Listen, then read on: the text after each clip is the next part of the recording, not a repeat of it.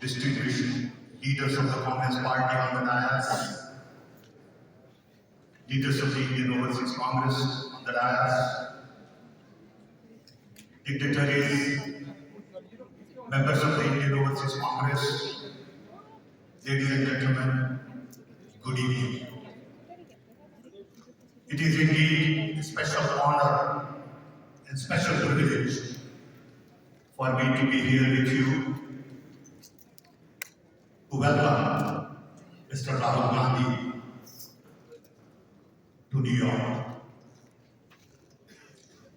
First, I want to thank him for taking time from his busy schedule in India to come spend 6 days with us.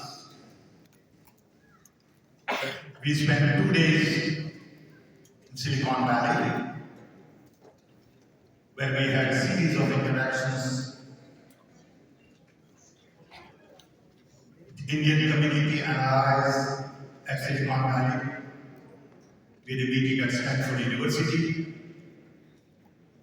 which was quite interesting and exciting with almost 1,000 students. We also had another interaction at Santa Clara University campus, and we had an interaction with a few experts from AI industry.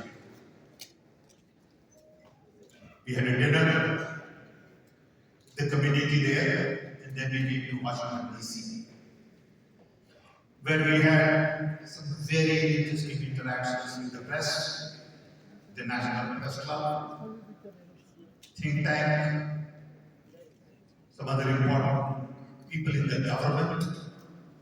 Some we made public, some we decided to keep it to ourselves.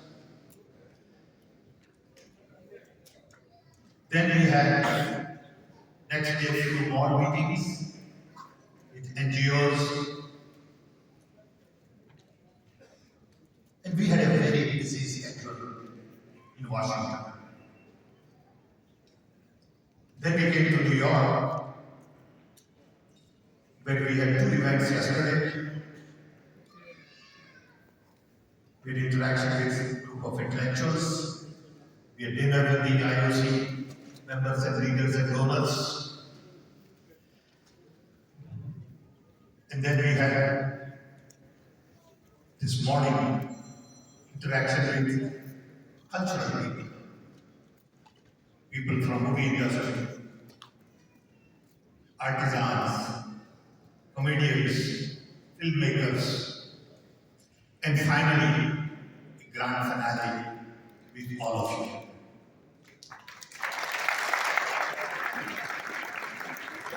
I want to thank you all, also from bottom of my heart, that you all have taken time from your busy schedule on Sunday to be here with us. I know people have traveled from Houston, Dallas, Philadelphia, Boston, and many other parts of the country on the East Coast to come spend some time with us. The main purpose of this visit is all about interacting with NRI community, learning from them, connecting with them, and also meeting with American leaders, institutions, to really explain to them our version of what is going on in India. It is more about sharing and caring for each other. I must say Mr. Gandhi had phenomenal reception. Everywhere we went, hundreds and hundreds of key people came to see him. My phone hasn't stopped ringing for last 6 days. I haven't yet read about 1,000 emails on my phone and close to 500 messages, because everyone wants to meet, connect, advise and want to know more about Rahul Gandhi's vision. Our main message is that Indian democracy is under stress. Indian institutions are compromised, whether it is judiciary, police, income tax office, ED, even universities, where vice chancellors are not really allowed to do certain things and promote free speech. Our civil society is compromised because people have been harassing NGOs, issues related to foreign exchange violation, so-called money laundering. And I speak to large number of people, especially in NGOs, and they all complain. Three, the media has been basically controlled. Mindset is such that you cannot have a logical, rational, decent conversation with anybody. Conversation immediately degenerates into this discourse that is difficult to carry. All of these things bother to those who believe in democracy with freedom, equity, inclusion, justice, diversity, because we see polarized politics all over. Communities are divided, conversation is leading, things are taken out of context and amplified, broadcasted to make something they don't mean. And again, the purpose is to create divide. I know in my own case, if I say something, it is twisted and presented as something else. So I get hundreds of calls from my Congress friends. Did you say this? What do you mean by this? Why did you say it? I didn't even say that. In the process, a lot of confusion is created. And people are really not very clear as to what is truth and what is lie. I have seen lie being propagated on a very large scale in the last many years. I've seen mistrust. I've seen false information propaganda. I've also seen hate between one community and the other. I always give this example that when I grew up in a small little tribal village in Orissa, right in front of my house was a Muslim family. We were 5 sisters and 3 brothers. They were 5 brothers and 3 sisters. Next to it was Sardar family. On the left was a Jain family, Marwari. In the back was Oriya. We all lived together, played together, ate together.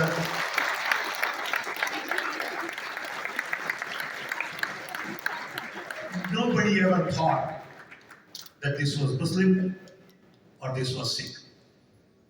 No one ever felt that we were different. My brother could be found playing in Sardarji's house, and my sister could be playing with Muslim girls next door. That was the India that we had turned off. I grew up in an India where there was a picture of Gandhiji, Nehru, Patel, Maulana Azad, and Netaji Bose. We were taught to believe in truth and trust and lies.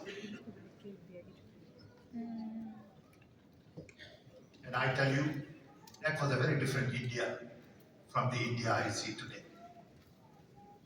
India I see today is all about conflicts, unnecessary conflicts. And that bothers many of us. So we have two narratives in India today. Congress narrative, which is more about truth, trust, love, diversity, inclusion. And you have another narrative, which is exactly opposite. It is about lies, it is about mistrust, it is about hate, it is about uniformity. And Rahul Gandhi, in many of his conversations in the last 6 days, has spoken a great deal about the need to have a different conversation with different states in India. And I'm sure we will talk about this at length. I had an opportunity to work with Rahul Gandhi's dad, Rajiv Gandhi, for a decade.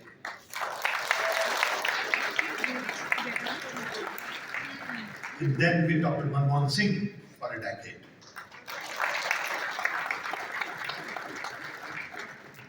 And it was not dictatorial.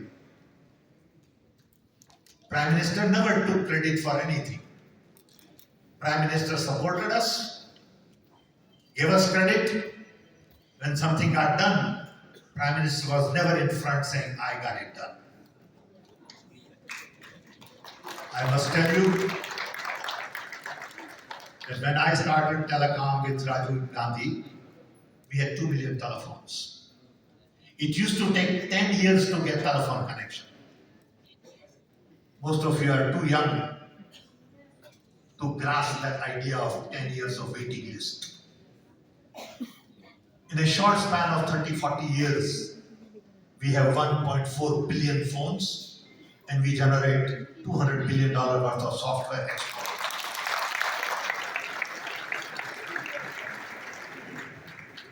The seeds were planted during Rajiv Gandhi era. I personally say that Rajiv Gandhi gave meaning to my own life. He gave us chance to do things, dream about the future. In 1980, liberalization was a dirty word. Privatization was a dirty word. We fought the system. Manmohan Singh, Narayanan Rao carried it forward. Every little things that you see today in terms of fruits, seeds were planted by Congress Party.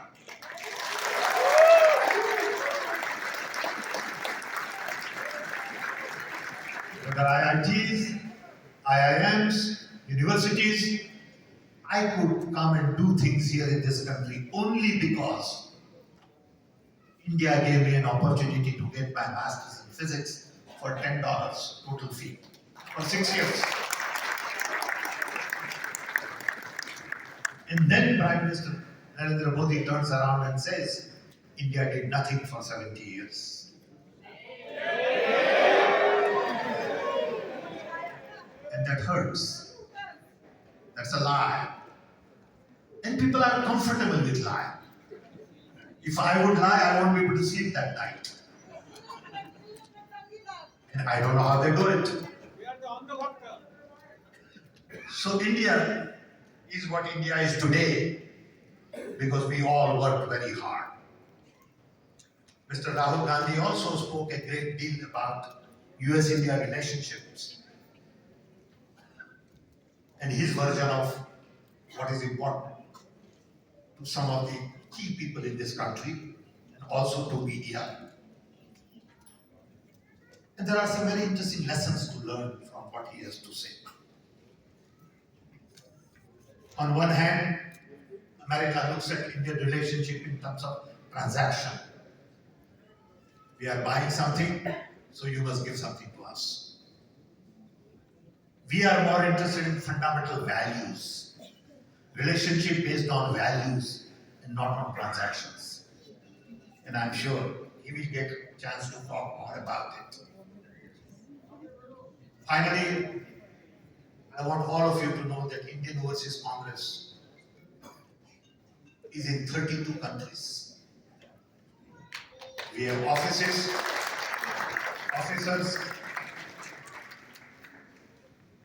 We were together in England a few months ago, and what Rajiv Gandhi said there was twisted, and Indian national television networks were busy for four days. So now, I'm sure from this visit also, they will come up with things to really start misinformation campaign and polarize people. We plan to continue this effort to talk to global community because you are all very important to us. You are the ambassadors of India, as Rajiv Gandhi has been saying.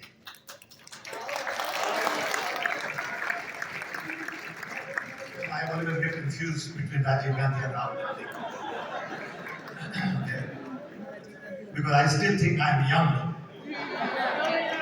So I say Rajiv Gandhi, and then I remind myself that I'm too old, then I go back to Rahul Gandhi. But we do believe you are very important to us. You can help us in spreading the right message. You can help us in talking to your communities, your friends, your relatives about what kind of India we want to build. You know, recently someone came and took a picture with Rahul Gandhi, and I said, look, for every photograph, I want minimum 10 votes.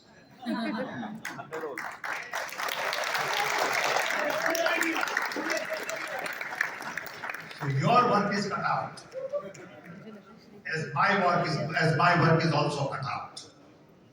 We have a lot of work between now and the 2024 elections. I want you to help us, help the country, help the party, help the real message of India to go around everywhere. I also want you to think about how else you can help us. You can support a local candidate. You can go back home and work with them, refine their campaign, participate in their campaign. Next 24 months will decide the destiny of India. Next election will decide which path we take. Do we go on the right path or we go on the wrong path? If we miss the path, the price to be paid is going to be very heavy. I know what is going on in India from my perspective. I'm telling you, for the last few days, I've been very concerned. For example, the train accident in Odisha. My heart goes out to people who died and their families suffering. There is no need for an accident like that. We have all the technology for anti-collision system. We had that technology during Manmohan Singh time. I was the chairman of the report on railway modernization. I recommended them in that report that we should implement anti-collision technology for all 6,500 kilometers of track. This government agreed to it, but only 1,000 kilometers has been implemented. Coming here, we just learned about some bridge that fell down on Ganga. Is that the kind of infrastructure we are believing in? We have a problem with unemployment, inflation, education, health. No one talks about these things. But everyone talks about Ram, Hanuman, Mandir. And I have said that temples are not going to create jobs.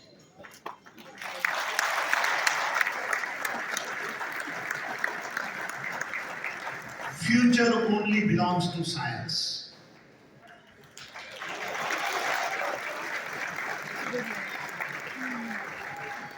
Unfortunately, BJP government has taken theory of evolution out.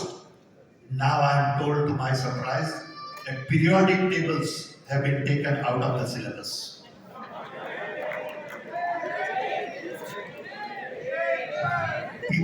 speak against it. Indian scientists have not spoken because they are all afraid. There is fear. So I want to close this by saying to all of you, let us rise together.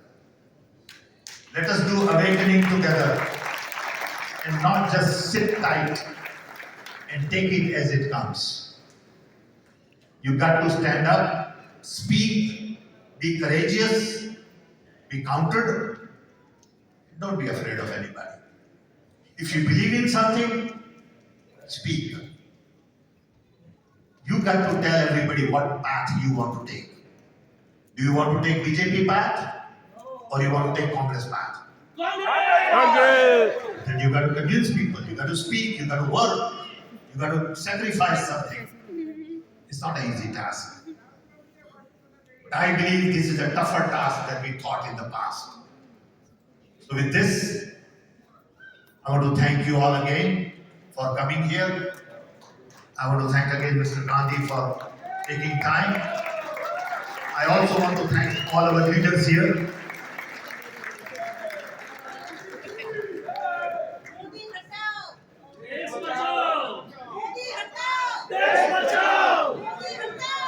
देश बचाओ मोदी हटाओ मोदी हटाओ देश बचाओ Adani Modi bye bye Adani Modi bye bye Adani Modi bye Please keep quiet. I'm going to request you to have a moment of silence to really console all those who have been affected with the Odisha train accident. Please rise and spend 60 seconds of silence.